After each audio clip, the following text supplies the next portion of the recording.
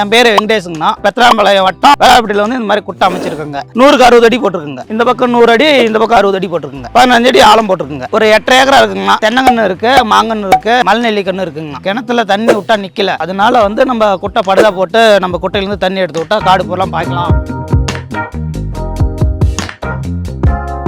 நம்ம காடு வந்தீங்கன்னா இப்போ மலை சைடு ஒட்டி இருக்கு, மலை ஒட்டி இருக்கு. அதை பார்த்தீங்கன்னாக்கா ஒரு கீவெயிலேருந்து இந்த தளவு மேவெயில் வரைக்கும் பார்த்தீங்கன்னா ஒரு 2000 பேர் இருக்கும். அதனால நம்ம மேவெயிலில் குட்டை அமைச்சு அது தண்ணி விட்டு கேட்டது வந்து நம்ம அப்படியே பாய்ச்சிக்கிறோம்.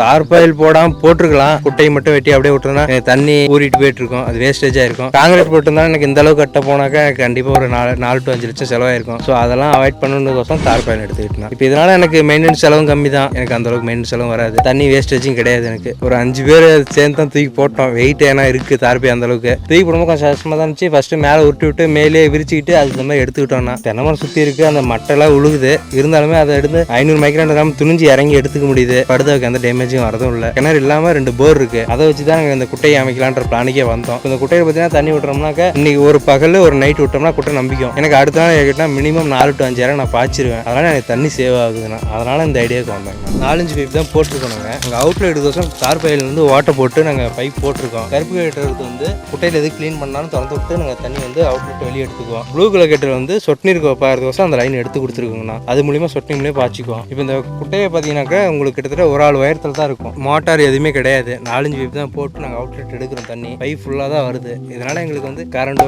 எதுவுமே தேவையில்லை. அந்த டைம் நாங்கள் தண்ணி எடுத்துட்டு நாங்கள் மட்டும் பாய்ச்சிக்கிறோம். தென்னை மரத்துக்கு டீ டேப் தான் போட்டிருக்கோம். நாங்கள் தண்ணி நல்லா தான் வருது. கிட்டத்தட்ட ஒரு 3 மணி நேரம் எங்களுக்கு இந்த மாதிரி பாய்ஞ்சுன்னா 1 ஏக்கரா நல்லா திறந்து வைப்பு சுற்றி தண்ணி நல்லா பாய்ஞ்சிருக்குங்கண்ணா.